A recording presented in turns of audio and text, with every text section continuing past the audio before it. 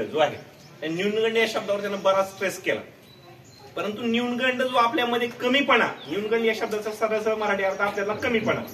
आपल्या ग्रामीण भागातल्या मुलांना असंच वाटत असतं की माझ्यात काहीतरी कमी आहे, मी त्या शहरातल्या मुलापेक्षा फार कमी आहे, पण आपलं एवढं भारी कोणच नाही म्हणून स्वतःला नेहमी लय भारी समजायचं. कारण impossible always says I am possible.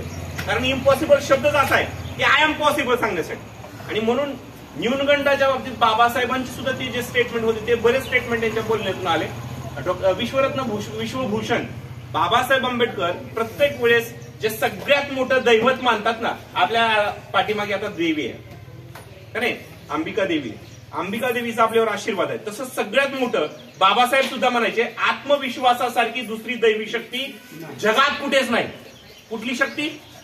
आत्मविश्वास, सेल्फ कॉन्फिडन्स. सरांनी म्हटल्याप्रमाणे सगळ्यात मोठी गोष्ट आहे सेल्फ कॉन्फिडन्स आपल्यामध्ये असला पाहिजे. आणि जर आपल्याकडे आत्मविश्वास असेल तरच आपण कुठेही प्रभावीपणे आपले विचार मांडू शकतो.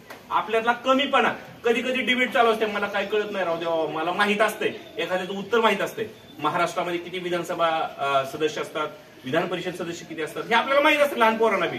परंतु डिबेटमध्ये ती भाग घेत.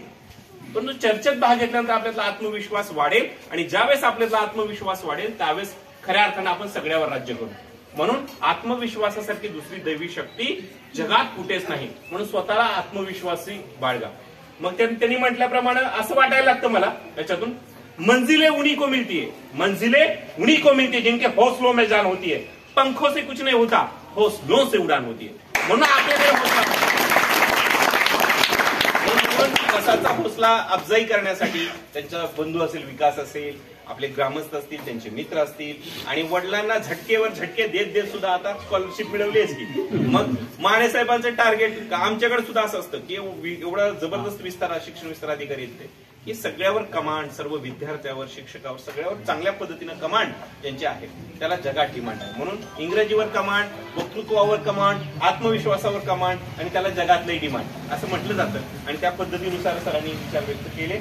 यानंतर मी आदरणीय आमचे शिक्षक मित्र, नुकतंच खूप संघर्ष करून आता 10 वर्षानंतर यश मिळालं आणि यश